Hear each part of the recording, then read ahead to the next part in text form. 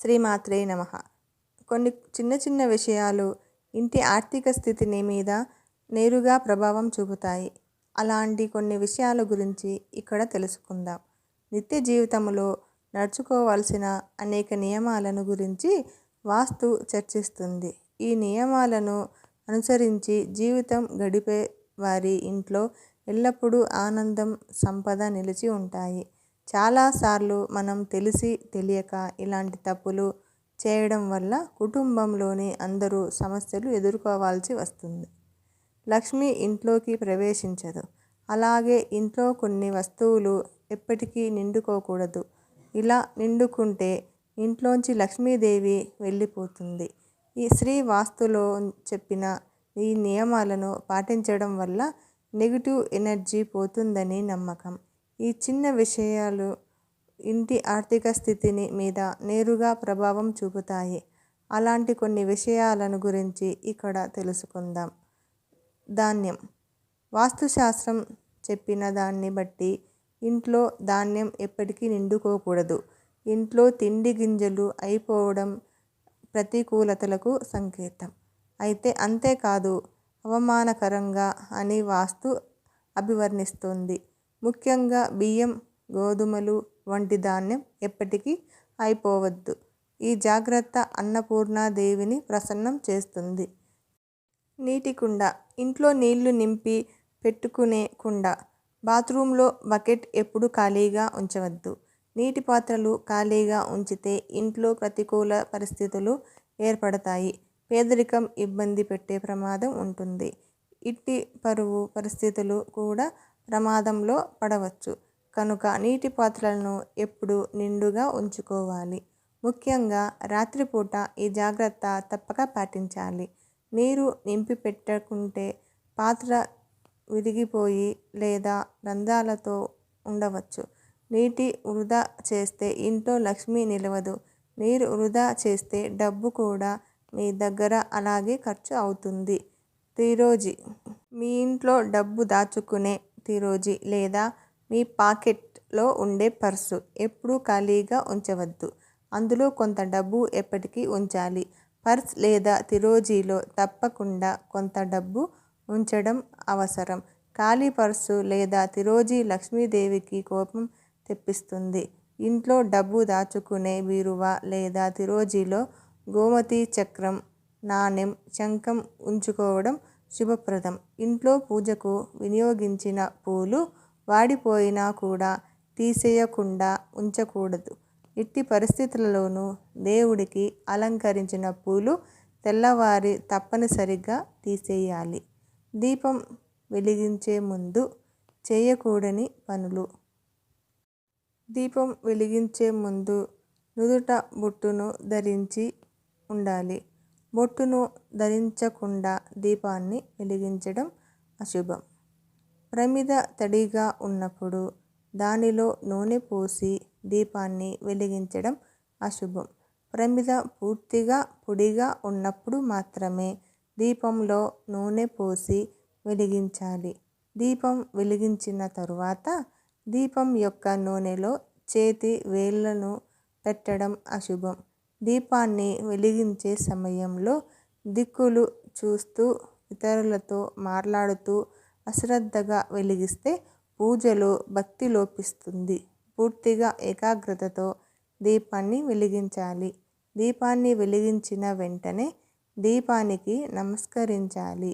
అలాగే పూజ ముగించిన తరువాత దీపానికి మరోసారి నమస్కారం చేయాలి.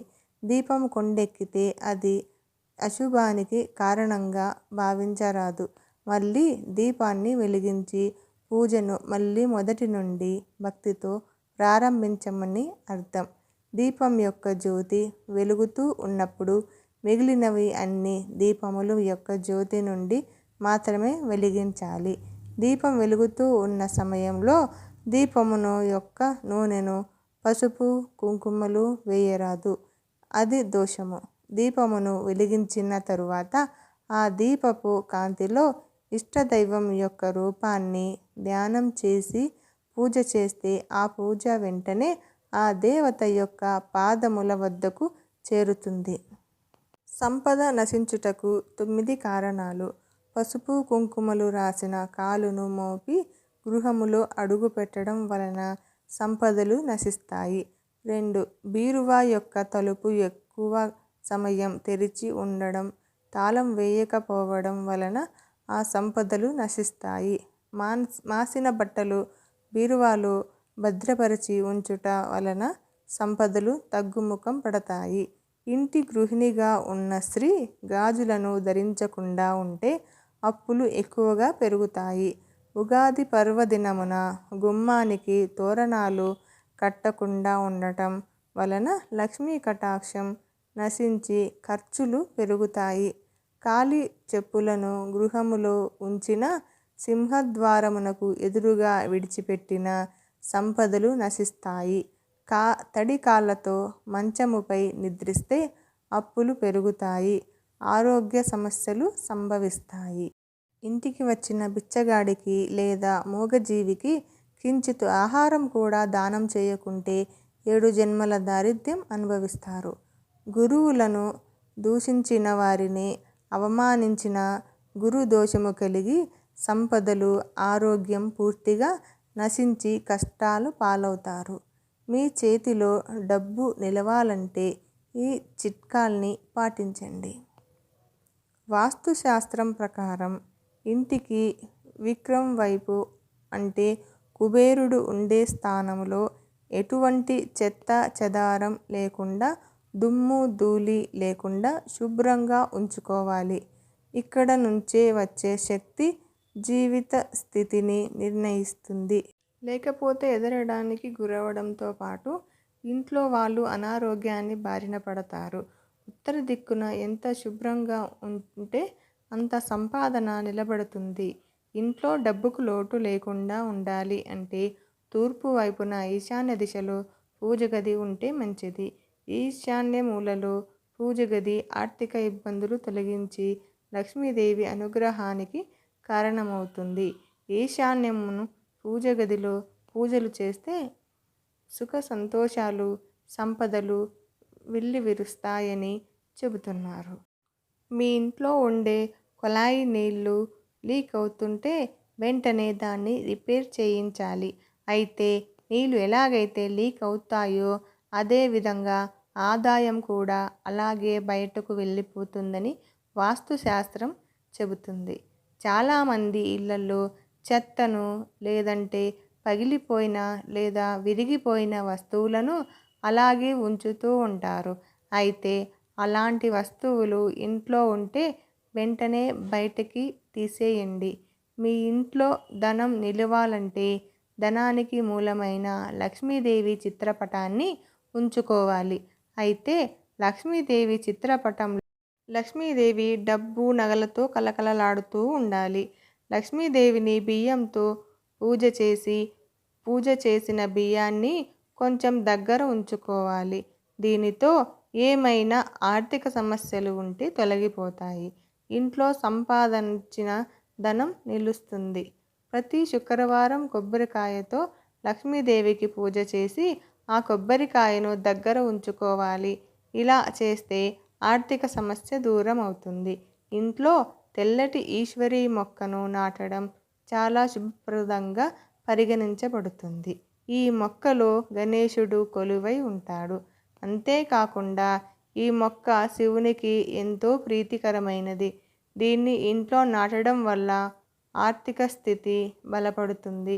విష్ణు అవతారంగా భావించే శాలిగ్రామాన్ని ఇంట్లో ఉంచుకోవడం చాలా శుభప్రదంగా భావిస్తారు. విశ్వాసాల ప్రకారం శాలిగ్రామాన్ని క్రమం తప్పకుండా పూజిస్తే ఇంట్లో వాస్తు దోషం ఉండదు. ఇలా చేయటం వల్ల మీ ఇంట్లో ఎప్పుడూ డబ్బు నిలుస్తాయి. వాస్తు విశ్వాసాల ప్రకారం హరిద్ర యొక్క మూలంలో గణేశుడు ఉంటాడు. ఈ చెట్టుతో చేసిన గణపతి ఇంట్లో ఉంచడం వల్ల వాస్తు దోషాలు, ధన సంబంధిత సమస్యలు దూరమవుతాయి.